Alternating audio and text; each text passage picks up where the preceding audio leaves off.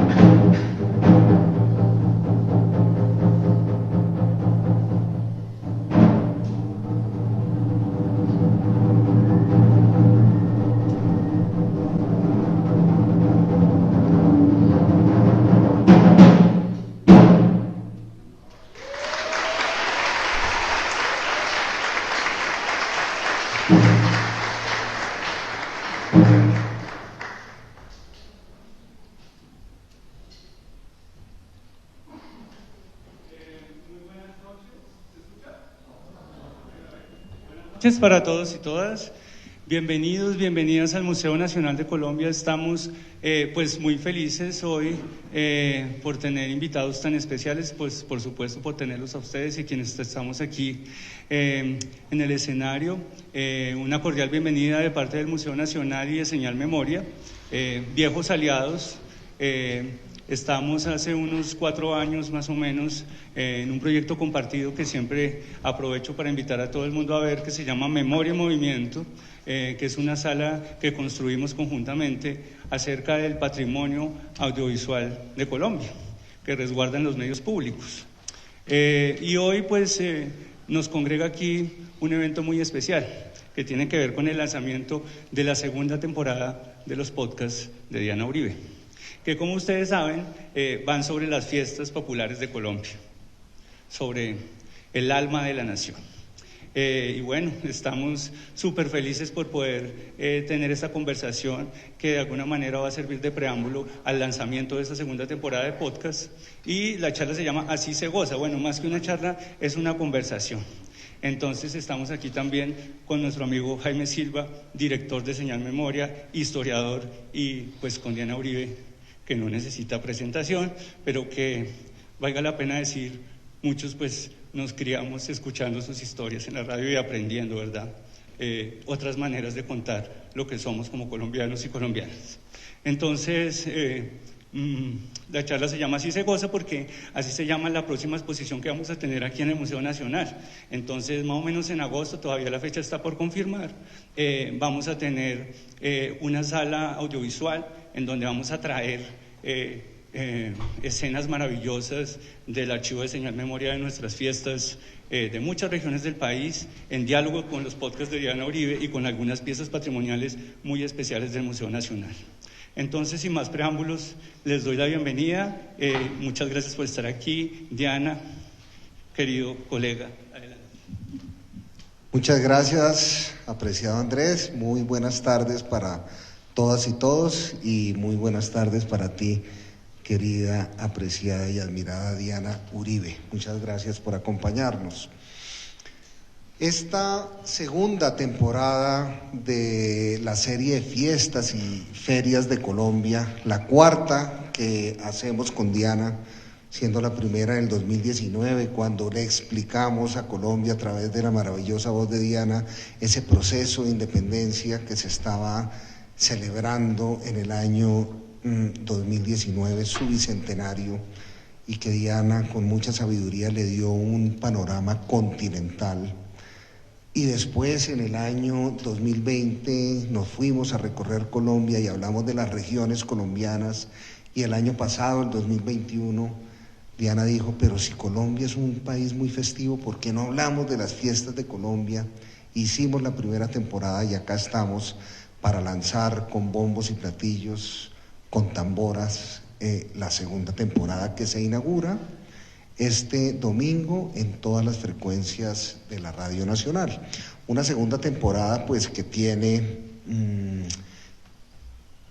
una cobertura muy amplia de unas fiestas muy importantes de Colombia.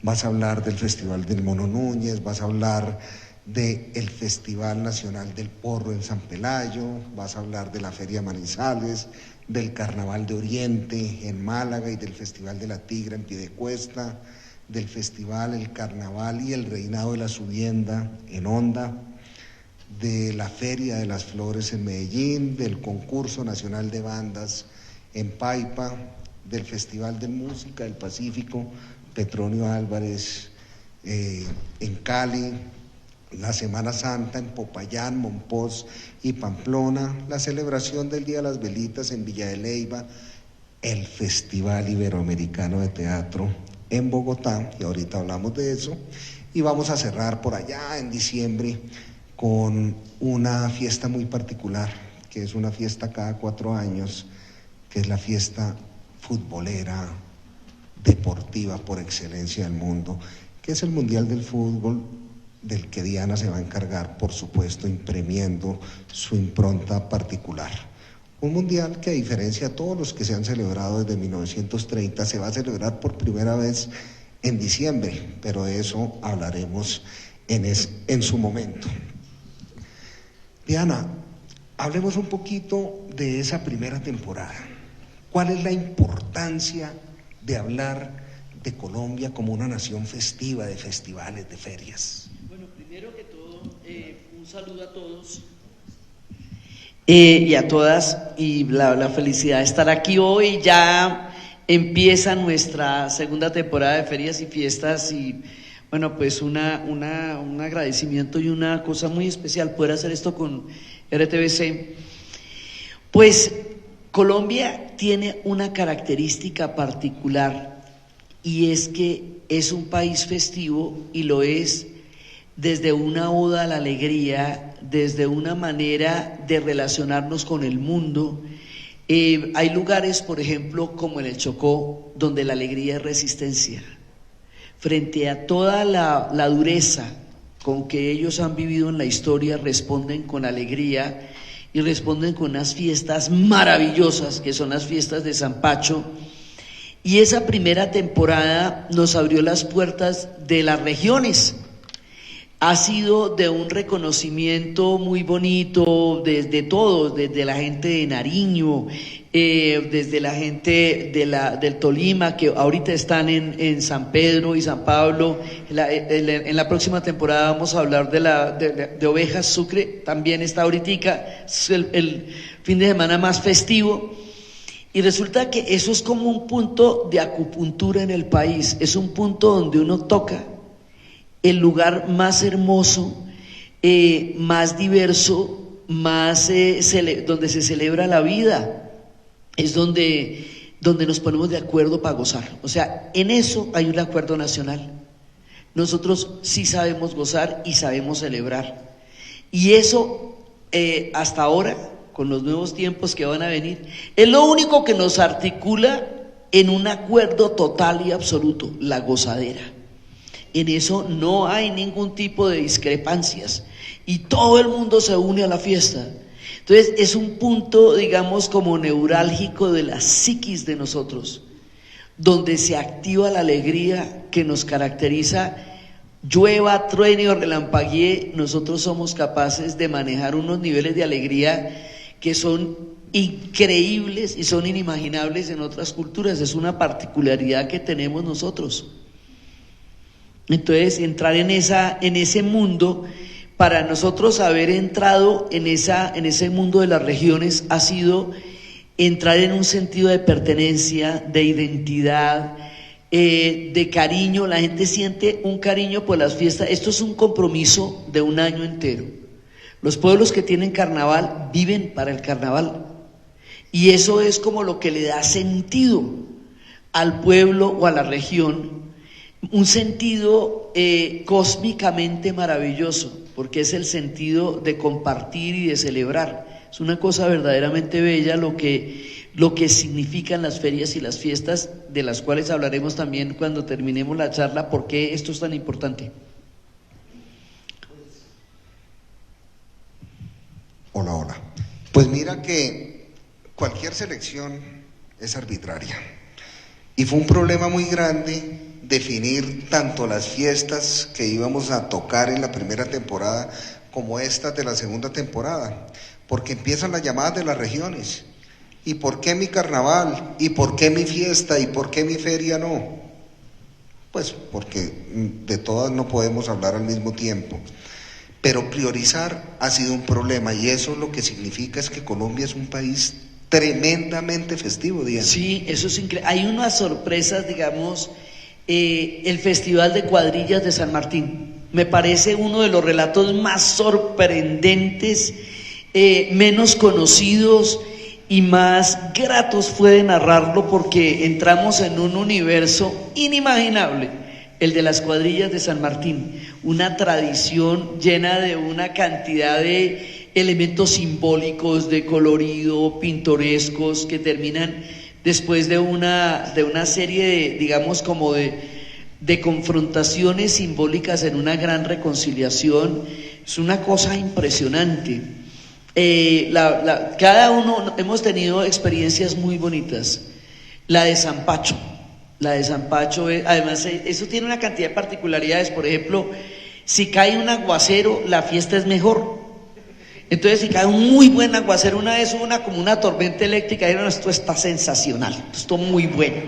Sí, entonces, la manera como cada uno celebra es una cosa tan particular y tan propia como de una región. El sentido de pertenencia es una gratitud, como esto va por generaciones, de padres a hijos.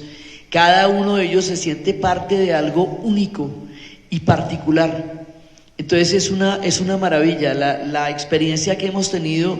Además, que la mirada de país que uno hace cuando logra hacer una cantidad de fiestas de estas, uno empieza a conocer a la gente desde aquello que más la enorgullece, desde aquello que más la gratifica, desde aquello que realmente quiere mostrar, y en esa medida entra. Ahora, esto exige unos niveles de detalle muy rigurosos, porque cada una de estas fiestas es muy importante para la región que se cuenta.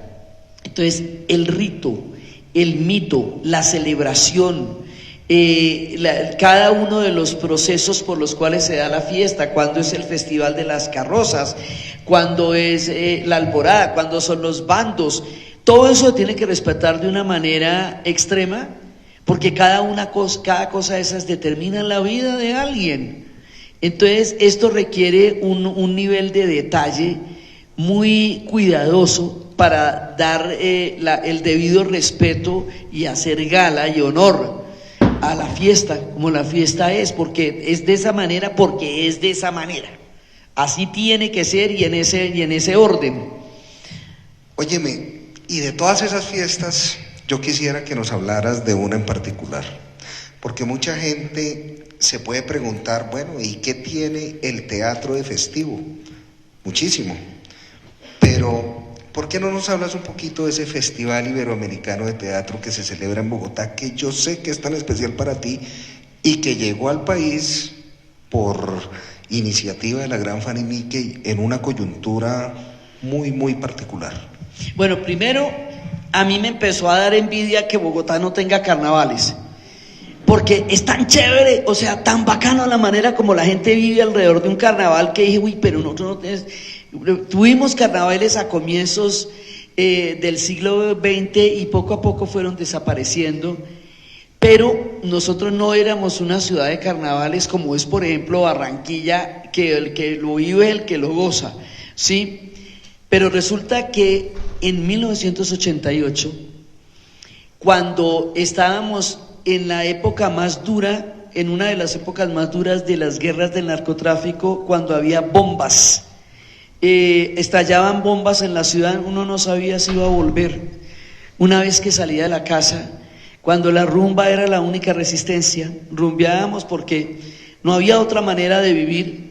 A Fanny Mique se le ocurre la idea más fantástica y más loca y más disparatada del mundo: hacer un festival iberoamericano de teatro en Bogotá. Aquí no venía nadie, estábamos enterrados, y de golpe empieza a llegar el teatro del mundo entero. Primero, reunir más de 60.000 personas en la plaza, una multitud, después del terror que llevábamos de las bombas, en sí mismo era un hecho muy asustador.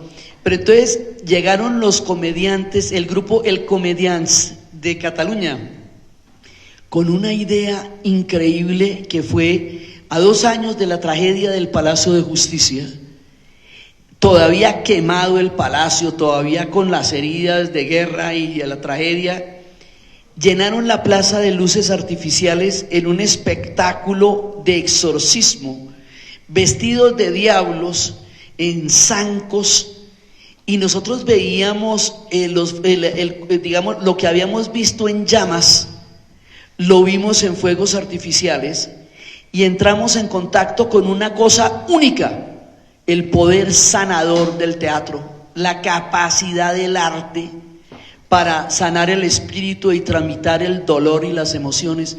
Era una mezcla de estupor, alegría, miedo. Estábamos enfrentados a una cosa completamente desconocida: el teatro en una ciudad herida por el dolor. Fue una cosa tan impresionante, y empiezan a llenarse las salas, el teatro en Bogotá, como el Festival de Poesía en Medellín, y por lo mismo, porque han conjurado los días más oscuros, y empiezan esta cantidad de grupos a llegar, y con los grupos llegó el mundo a un país enterrado, y empezaron a llegar, con cada una de las obras empiezan a llegar ventanas de lo que está pasando. Aquí llegaron en el 92, cuando salió Mandela de la cárcel, cuando cayó el apartheid, un grupo de Sudáfrica, donde la palabra la tenían solamente los actores negros, y los actores blancos estaban en la parte de atrás, y se combinaba la multimedia. Empezamos a ver multimedia en escena, ver videos, ver marionetas, ver teatro negro en una sola función. Empezamos a ver cómo el arte evolucionaba en escena. Se creó un público conocedor de teatro, porque a través de todos estos años hemos aprendido a conocer el teatro, y eso empezó a sanar la ciudad y a hacernos tomar las calles y a vivir las grandes las manifestaciones el gran desfile de apertura del teatro, que era siempre con Taller de Colombia, ha sido siempre con Taller de Colombia, Teatro Taller de Colombia. Nosotros tenemos una tradición de teatro muy importante en Colombia y en Bogotá. Entonces, pues no era que nos fueran a traer una obra de teatro por primera vez, no. Todas las escuelas de teatro aquí son muy serias. Pero traer al mundo entero a mirarnos y a nosotros ser vistos por el mundo ha sido uno de los actos más poéticos, más atrevidos, más utópicos de Fanny Mique y Johnny Osorio, que hicieron los dos el festival. Y nos acostumbraron a traer, mira, vino gente, por ejemplo, ha venido Teatro No, del Japón. Es un teatro que se hace con el mundo de lo invisible. Entonces la mitad de las cosas no aparecen en escena porque son del mundo de lo invisible. Teatro Kabuki, de Japón. Hemos traído, me han dicho, las cosas más impresionantes que se han visto, y nos acostumbraron al reino de lo imposible en la posibilidad de la escena. Había una obra danesa, Odín, del teatro Odín, de un hombre que quería derrotar la muerte, y encontraba que el único lugar donde se podía derrotar la muerte era en el teatro, porque en el teatro no existía la muerte. Vino gente, Shakespeare, de las mejores representaciones de Shakespeare, de teatro griego. Bueno, entonces eso nos volvió a hacer creer en nosotros como ciudad, y nos volvió a hacer salir a las calles y reunirnos. En el tiempo del teatro no se habla de nada más, la gente solamente está hablando de cuál obra vio y cuál obra va a ver. Ese milagro del arte en las calles es por lo cual es tan bonito. Yo normalmente he ido a un promedio de 10 obras por festival. O sea, me entrego al teatro. Y esa experiencia, como es una experiencia muy cercana, pues va a ser muy bonito contárselas porque reúne muchísimos elementos. Eso es parte de lo que tenemos para contar en esta nueva temporada. Qué bueno, se nota cómo te apasiona el teatro y realmente cómo nos apasiona. Y por eso quería hacerte esta pregunta. Mira, creo yo que en todas estas fiestas siempre hay como una tensión entre la tradición y la evolución, porque indudablemente las fiestas van evolucionando. Hay unas que tienen su origen inclusive en la época colonial de lo que hoy es Colombia. ¿Cómo es esa tensión entre la evolución propia que exige el tiempo moderno y el conservar lo tradicional de la fiesta misma? Pues eso, digamos, eso siempre es parte de la, digamos, de como ese movimiento entre la tradición y los nuevos tiempos. Entonces las fiestas se van abriendo. Por ejemplo, la Feria de Cali empezaba con una cabalgata y la Feria de Cali era una feria taurina y después deja de serlo. Y después se va volviendo, la salsa se va volviendo lo fundamental y eso le va a dar una identidad a Cali y la va a convertir en una de las capitales de la salsa del mundo. Y han llegado todos, en su momento más impresionante, toda la Fania, el Festival de Orquestas, que es el 27 de diciembre, eso es la locura furiosa. Entonces, ellos empezaron por una fiesta que era un poco en las afueras, con una cabalgata, que luego se hacía a través de una temporada taurina, y después la fiesta se fue desplazando hacia un mundo muchísimo más, algo que tuviera que ver con la salsa. Por ejemplo, las fiestas de San Pacho, que es además toda la conversión de San Francisco de Asís apropiada por los chocuanos, una fiesta afro, profundamente afro, llegando de todo el significado que ha sido vivir y crecer en una cultura tan rica y que ha tenido que vivir contra el viento como el Chocó. Es una fiesta completamente afro, pero ahora empezaron a entrar las comunidades indígenas y empezaron a salir comparsas indígenas y la relación entre los afros y los indígenas es una relación de compas. Ellos se llaman así unos a otros compas. De hecho, los Emberá ayudaron a los pueblos afro a entender la selva cuando llegaron acá. Entonces, esa antigua comunidad se empieza a ver en las fiestas. Empiezan a ver en las fiestas, tanto en Barranquilla como en las fiestas de San Pacho, comunidades LGBT. Entonces, a medida que la historia va avanzando, se va incorporando a la fiesta y se va uniendo a la danza. Entonces, así las fiestas van transformándose a medida que se transforma la historia y el tiempo, y eso es una de las cosas más bonitas porque la fuerza de la fiesta está en la diversidad.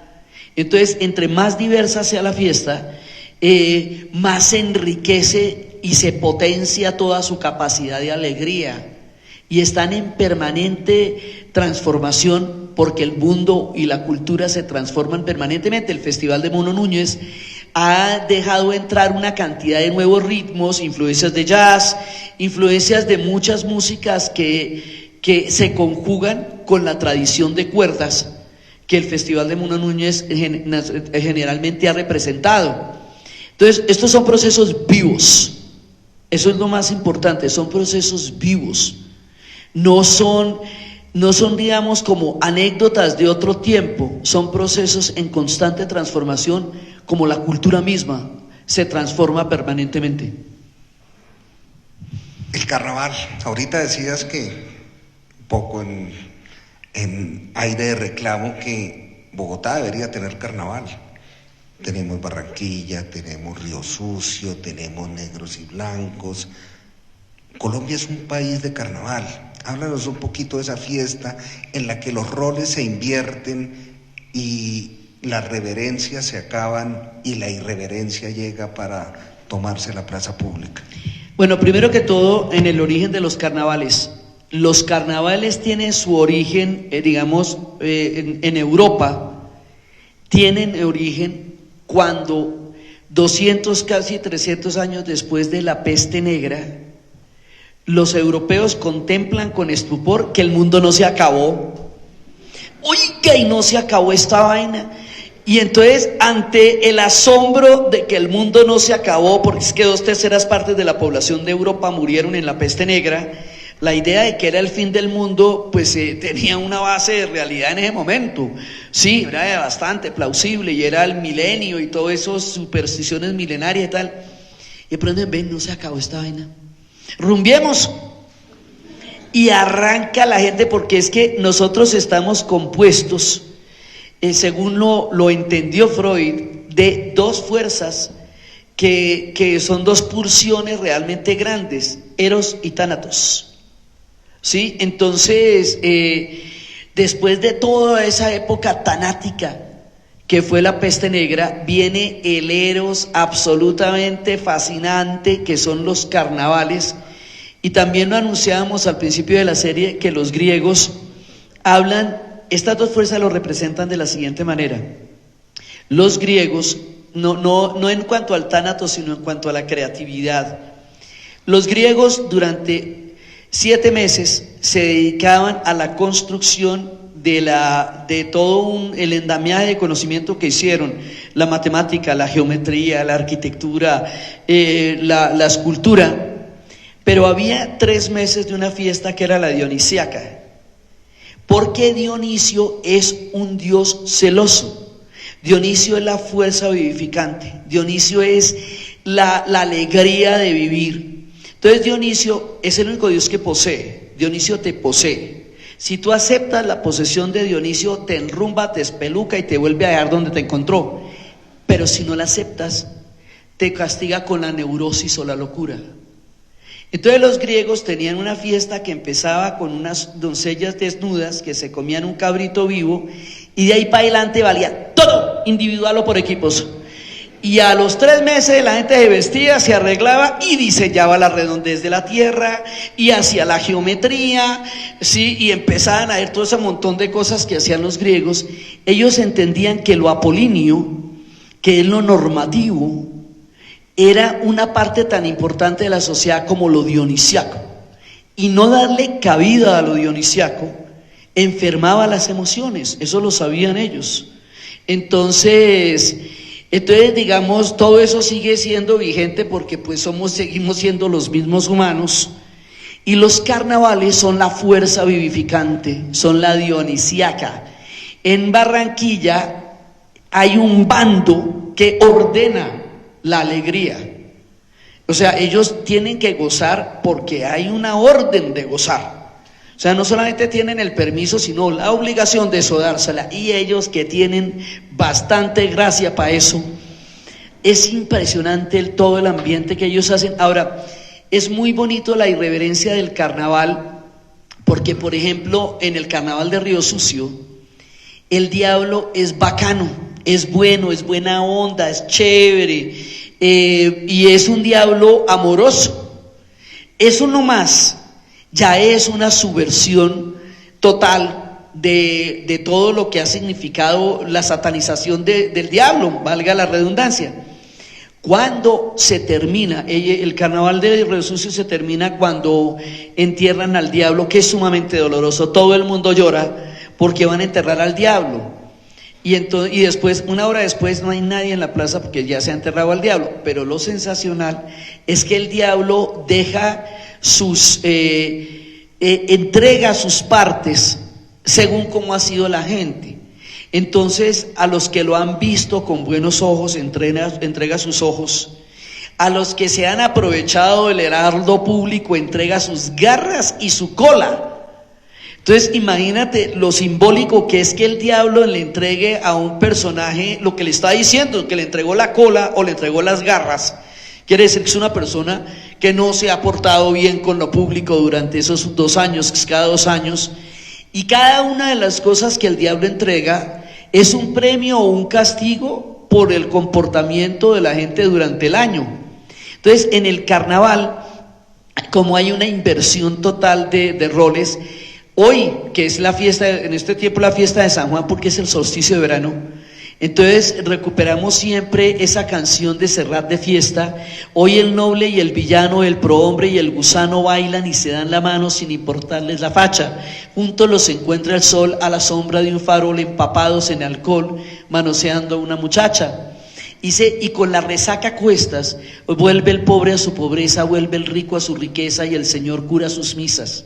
Se despertó el bien y el mal, la zorra pobre al portal, la zorra rica al rosal y el avaro a las divisas. Entonces es un poco eso, es el permiso para el espeluque, pero en ese espeluque hay una capacidad de sátira. El carnaval de blancos de negros y blancos se da la garra. Esta gente tiene unas maneras, o sea, simplemente miren lo que ellos representan cada año y se van a aterrar de las cosas que son capaces de representar ellos en cada uno de sus grandes carrozas. Los carnavales se nutren los unos a otros. La gente de Pasto le enseña a hacer carrozas a la gente de Río Sucio. Los de Barranquilla le enseñan cómo se hace un carnaval al resto del país. Entonces y además con las regiones y también con los desplazamientos y con todo, los carnavales empiezan a ser carnavalitos. Entonces en Leticia se hacen carnavales de San Pedro y San Pablo, porque hay colonias opitas, así, o sea, empiezan a haber carnavales de diferentes formas, y esa manera de subvertir el orden, digamos, político o hegemónico es una de las cosas, la burla, la sátira, y en el caso de Barranquilla, la gozadera y el vacile, la mamadera de gallo. La gente que está vestida de marimonda, te la puede montar a ti de lo que quiera y tú no sabes quién es. Y pueden ser los mejores amigos, o sea, tú no sabes quién es, pero te van a vacilar. Y en los de negros y blancos, la pintica, ¿no? Entonces la pintica, que es una ternura porque es una caricia carnavalesca, la cosa más bonita como son ellos. Y si tú te pones bravo, te dicen, ¿para qué sale pues? ¿Para qué sale? Pues estamos en carnaval. Es muy bonito, es muy bonita la manera como ellos lo dicen y todo lo que significa en ese arte tan impresionante que tiene la gente de Pasto. Entonces eso muestra las formas más tiernas, más diversas o más burlescas o más satíricas o más mordaces que se permite porque estamos en carnaval, y en carnaval todo se puede hacer, y los bailes, todo lo que, cada cosa, esto es impresionante porque están los artesanos, están los bailarines y las bailarinas, coreógrafos, la gente que está haciendo, o sea, es muchísima la gente que trabaja detrás de un carnaval y que lleva un año entero y que terminado el carnaval empieza al día siguiente a expresar el otro. El carnaval de Pasto es irrepetible. Nadie puede volver a hacer lo que hizo el año pasado. El carnaval de Río Sucio, si es muy bueno, se puede repetir en 20 años una comparsa. El carnaval de Barranquilla tiene personajes que todo el año, que van a estar en cada carnaval. Y se acaba con la muerte de Joselito. Y empiezan con los bandos. Cuando se declara la República del Carnaval, eso es una maravilla. Una región queda declarada República de Carnaval, es decir, todo el mundo está en modo gozadera, es lo que toca. Entonces, esos son una cantidad de elementos bellísimos del carnaval, y ahora, después de la pandemia, pues recupera toda la fuerza de lo dionisíaca después de esos tiempos tan aterradores en que estuvimos confinados sin podernos tocar, sin podernos mirar. Yo tuve una presentación en Barranquilla en el Carnaval de las Artes, antecitos del carnaval. La gente ya empieza a andar disfrazada, la gente ya empieza a andar pintada, y fue una cosa impresionante porque era como la primera vez que nos podíamos ver, que nos podíamos hablar, que nos podíamos tocar, porque el carnaval es contacto, el carnaval es danza, el carnaval es abrazo, es mirar al otro, es conversar y gozar con el otro. Entonces, pues una pandemia, lo peor que le puede pasar a un carnaval es una pandemia, porque se prohíbe todo aquello que hace bacano el carnaval, que es la gozadera y el estar en contacto con todos, y es el permiso para la alegría. Maravilloso. Y si estos carnavales no se extinguieron con esta pandemia y este aislamiento social, es que los carnavales definitivamente serán eternos. Diana empezó en UN Radio, me contabas, después en Radionet. En UN Radio con un con un programa de rock, Imaginarios del Rock. Fue mi primer contacto con la radio. Imagínese, y con esto que ella en este momento tiene en su mano derecha y que la ha hecho tan famosa y a nosotros tan felices, que es el micrófono. Después en Radionet, después ya en este siglo en Caracol, donde estuviste hasta 2018 y empezaste un proyecto maravilloso, que es tu proyecto de vida, que es el podcast. El podcast, que es mi casa, ese es como mi mundo, y el podcast es un proyecto colectivo. Y aquí estoy con el equipo de podcast. Siempre el podcast es un proyecto colectivo. Eso se necesita mucha gente para que esto salga al aire y ustedes lo puedan escuchar cada semana. Entonces es un proyecto de combo que también lo hace muy bacano. Y todo esto pues para decirle a nuestro público y también a quienes nos están viendo en el streaming que llegas a la radio pública, porque tú ante todo eres un activo de los colombianos, en el mejor sentido de la palabra. Diana es de Colombia, Diana es de los colombianos. Nosotros nos hemos apropiado de Diana Uribe y te hemos traído a nuestros hogares, primero en un radio, después a cualquier lugar del mundo a través del podcast, de ese maravilloso formato de la escucha por demanda. Pero te quería preguntar sobre eso, sobre los procesos en general en los que hablas de Colombia, pero particularmente en estos de las fiestas. ¿Por qué es importante para un país festivo como Colombia hacer procesos de memoria sobre su festividad a través de nuestro programa? Bueno, por un lado, mi trabajo tiene sentido es en este país. Es Colombia la que le da sentido a mi trabajo, porque son esas puentes y esas ventanas con otras partes del mundo. Lo que yo quiero contarle a los colombianos, a mí me encanta viajar y venir a contar el cuento. Lo más chévere es venir a contar el cuento, ¿sí? Pero en el caso de las ferias y fiestas nos encontramos con una cosa importantísima. Esto, digamos, es un tema personal y colectivo. Yo considero que un país que tiene una narrativa, digamos, fatalista o negativa de sí mismo, es como tener una barrera real, como si tuviéramos una barrera de roca que impidiera que nosotros pudiéramos desarrollar grandes proyectos y fuéramos capaces de hacer logros colectivos. Entonces, el habernos narrado tanto tiempo a través de la guerra, y solamente a través de la guerra, nos ha dado un reflejo parcial de nosotros como un país que solo se relaciona a partir de elementos de conflicto y de violencia, que la hemos tenido, pero los países no son sus guerras. Los países tienen guerras, pero no son sus guerras. Sus países son muchísimo más que eso. Entonces, resulta que las ferias y fiestas son un elemento donde se celebra la vida, donde se celebra la diversidad, esa diversidad que tantas veces ha negado la guerra, es precisamente lo que se celebra en las ferias y fiestas. Ese valor a la vida que tenemos que restaurar para poder crear un proyecto distinto de sociedad, es de lo que se tratan las fiestas, celebrar la vida. Esa narrativa de las fiestas empodera de una manera visceral en el corazón de las regiones, porque la gente, cuento la historia de una amiga súper gomela, sí, pero resulta que ella es de la familia de los matachines, y cuando uno habla de los matachines, ella se transforma en su identidad local, en su identidad actual, para volverse parte de los matachines. Digamos, la gente, cuando tú le tocas la fiesta a alguien, le estás tocando la familia, le estás tocando la infancia, porque estos carnavales se reproducen a través de las escuelas de niños. A los niños se les enseña el carnaval.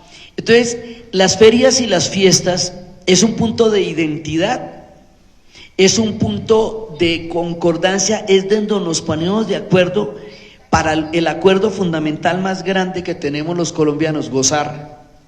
Y es ahí donde está la esperanza de que ese espíritu que forma parte de las fiestas se vuelva un impulso histórico para nuevas narrativas colectivas de nosotros como país.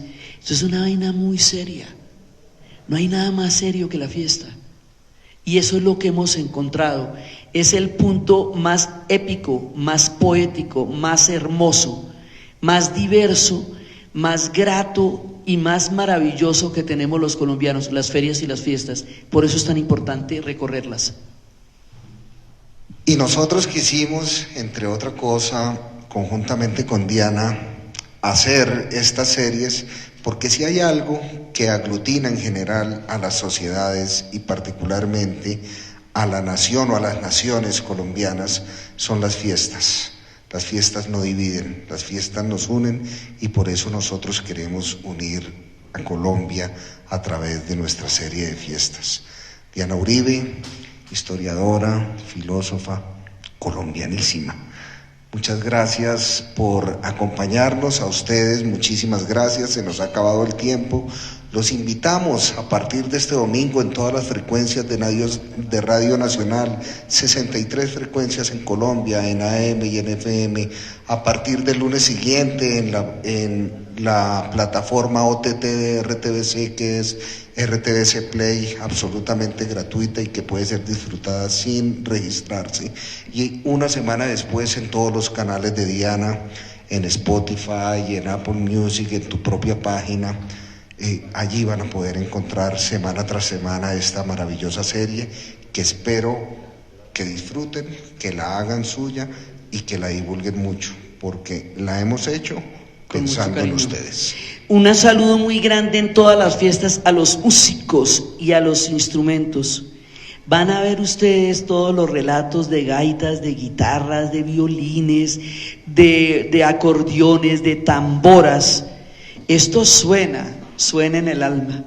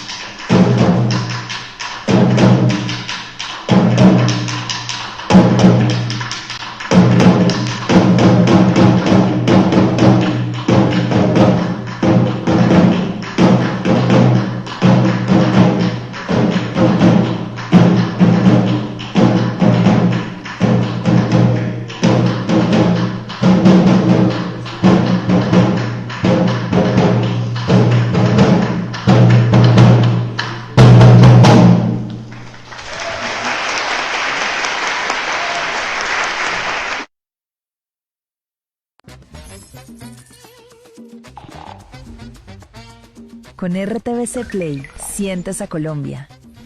Vive la magia de nuestros paisajes y personajes únicos en un viaje hecho en Colombia. Quedó así, tío. Recuerda las producciones que te emocionaron en la infancia. Es el inicio de una nueva aventura para Calimán. Sorpréndete con producciones originales para descubrir la esencia y diversidad que nos identifica. Bienvenidos a Jekyll and Hyde. Escucha los sonidos de nuestra tierra. Papá Candelaria nueva, ¿no? Sumérgete en el universo sonoro y disfrútalo al oído. Una afirmación tajante. Conéctate con las emociones, la variedad de formatos y los contenidos de RTBC. Historias tridimensionales. Aquí están las historias, contenidos interactivos, audiovisuales y sonoros que reflejan nuestra identidad, para que te sumerjas y dejes volar tu imaginación. Escucha, vive y siente a Colombia en www.rtbcplay.co. En RTBC nos gusta hablarte al oído. Tanto que nuestras palabras cruzaron las fronteras para llegar a más personas en nuestro idioma. Festival Iberoamericano de Podcast al Oído. Por esta razón queremos seguir entreteniendo tus oídos con 5 series originales de RTBC Play.